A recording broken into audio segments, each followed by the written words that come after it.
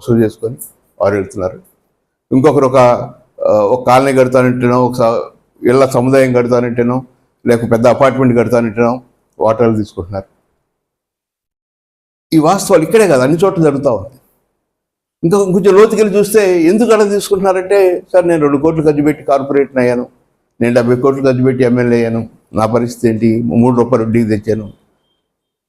అంటే ప్రజలు జాగృతులై మేము వేసే ఓటుకి మాకు డబ్బులు ఇవ్వక్కర్లేదు, మంచి పని చేస్తే చాలు అనే వాతావరణం వస్తే జయప్రదం అవుతాం. అమెరికాలో చికాగో, వాషింగ్టన్ ఇటువంటి పెద్ద పెద్ద నగరాల్లో ఒక 100 ఏళ్ల క్రితం పెద్ద మాఫియా ఉండేది. ఎన్నికలప్పుడు ఆ మాఫియా శాసించేది ఈ నగరంలో ఏ పార్టీకి ఓటేయాలి. అలాంటి పరిస్థితి పోయి ఈరోజు అక్కడ ఒక అభ్యర్థి ఇంటికి వెళ్ళి నాకు ఓటేయండి అడగటం కూడా తప్పుగా భావించే పరిస్థితికి వచ్చేసింది. మాకు తెలుసునండి, మీ ఆలోచనలు తెలుసు, మీ భావాలు తెలుసు, మేము టీవీలో చూస్తూ ఉన్నాం, దాన్ని బట్టి మేము ఓటేస్తాం, మీరు నన్ను మా ఇంటికి వచ్చి అడగటానికి. ఇంటికి వచ్చి అడిగితే అవమానంగా భావించే వాతావరణం వచ్చేసింది. కానీ 100 ఏళ్ల క్రితం ఆ ఏరియాలో ఉన్న ఒక పెద్ద మాఫియా లీడరు ఏం చెప్తే చేసే పరిస్థితి ఉండేది. అందుకని మనం గుంటూరు నగరంలో తప్పనిసరిగా ఈ పౌర నిఘా లాంటి సంస్థని ప్రతి వార్డులో ఏర్పాటు చేయగలిగితే, వీళ్ళు ప్రశ్నిస్తే అవినీతి తగ్గుద్ది, వీళ్ళు ప్రశ్నిస్తే కార్మికులు పనిచేయటంలో నిజాయితీ పెరుగుద్ది, వీళ్ళు ప్రశ్నిస్తే అధికారులకు అవినీతి పెరుగుద్ది, వీళ్ళు ప్రశ్నిస్తే పనులు సక్రమంగా జరుగుతాయి. ఆ ప్రశ్న అనేది రావాలి. ఎవరి నుంచి రావాలి? నిజాయితీ పనుల నుంచి రావాలి. ఇప్పుడు కొంతమంది చెప్తున్నారు రాజకీయ నాయకులు అవినీతి కనపడితే తాట తీస్తానని, కానీ రోజు 100 కోట్ల అవినీతి చేస్తూ ఉంటారు.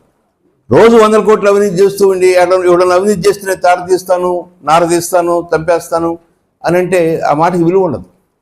మనం మన వార్డులో నిజాయితీగా పనిచేస్తూ మంచిగా ఉంటూ మనం మొక్కలు నాటిన మొక్కను బతికిస్తూ ఇట్లా అనేక పనులు మనం మంచిగా చేస్తూ చెడుని ప్రశ్నిస్తే తప్పనిసరిగా పరిష్కారం దొరుకుద్దని రేట్ పేయర్స్ అసోసియేషను ఇప్పుడు ఒక 5-6 10 మందితో పనిచేస్తున్న అసోసియేషను త్వరలో కనీసం 500-600 మంది యాక్టివ్ కార్యకర్తలతో పనిచేస్తే గుంటూరు నగరం మరో తాడిపత్రిగా మారుద్దని విశ్వాసం ఉంది.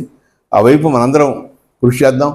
ఈ నగరంలో ఒక అదృష్టం ఏంటంటే, ఒకవైపున అవినీతి ఇవన్నీ ఉన్నా కూడా మరొకవైపున నేస్తం లాంటి ఒక సంస్థ, మానవత లాంటి ఒక సంస్థ, రుద్ర చారిటబుల్ ట్రస్ట్ అనే ఒక సంస్థ, కోవిడ్ ఫైటర్స్ అనే ఒక సంస్థ, లేక అనేక అనాథ పాఠశాలను నడిపేవాళ్ళు, అనాథ ఆశ్రమాలు నడిపేవాళ్ళు, వృద్ధాశ్రమాలను నడిపేవాళ్ళు, మంచి పని చేసేవాళ్ళు, జనరల్ హాస్పిటల్లో నిరంతరం అన్నదానం చేసేవాళ్ళు, ఇలాంటి దాతృత్వం గల వ్యక్తులు చాలామంది ఉన్నారు. వాళ్ళందరూ మనకు బలంగా ఉండాలి. వాళ్ళు ఒక పనికి బాధ్యత తీసుకుని పనిచేస్తున్నారు. అలాంటి వాళ్ళని అందరినీ ఒక చోట చేర్చగలిగితే, అలాంటి దాతృత్వం ఉన్నా, మానవత్వం ఉన్నా, మంచి చేయాలి, మంచి పేరు తెచ్చుకోవాలి, మంచిగా ఉండాలనేటువంటి భావన ఉన్న వాళ్ళని ఒక చోట చేర్చగలిగితే అది మనకు బలంగా మారుతుంది. లేకపోతే మనం చాలా బలహీనంగా ఉంటాం. మనం ఒక కార్పొరేటర్ ముందు అనామకులుగా ఉంటాం, ఒక ఎమ్మెల్యే ముందు చాలా బలహీనంగా ఉంటాం. కానీ ఒక బలమైన సమూహం మన చుట్టూ ఉంటే అది మనకి బలాన్ని అందిస్తుంది. ఒకప్పుడు అన్నా హజారే లాంటి వాళ్ళు మొదట ప్రారంభించినప్పుడు వాళ్ళ ఊర్లోనే చాలా వ్యతిరేకత వచ్చింది. కానీ కాలక్రమంలో దేశం మొత్తానికి ఒక అవినీతి రహిత సమాజాన్ని, అవినీతిని ప్రశ్నించే వ్యక్తికి ఒక గొంతుగా అన్నా హజారే లాంటి గడపడ్డారు. అందులో మనం